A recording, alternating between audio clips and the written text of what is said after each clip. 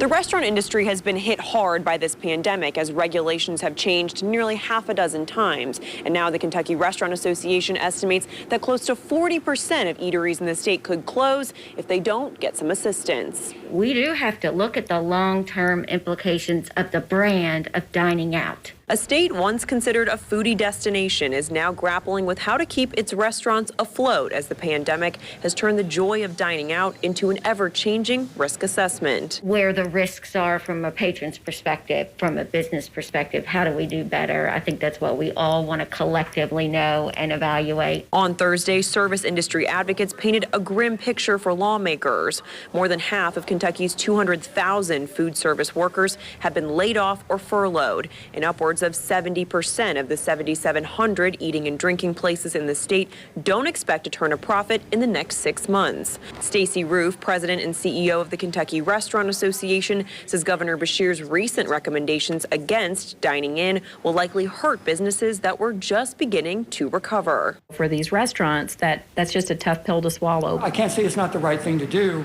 but it is concerning because we're already on, really small margins as it is, and it just picked up enough to where we were starting to see a little bit of light at the end of the tunnel. Jackson Nave says his Frankfort Avenue restaurant is doing about 40% of the business it typically does, which is an improvement compared to a few months ago. But now he has a new concern. With the weather turning, we're going to lose the outside seating, and that's going to hurt. Some restaurants have invested in plastic bubbles or heaters to maintain their outdoor seating, but those measures are costly. Nave isn't optimistic about what the next few months will bring, and he's imploring lawmakers to act in the hope of saving an industry in distress. I believe that there's going to be another close to shutdown for folks like us, and we're going to need some help. Denny Camper, WLKY News.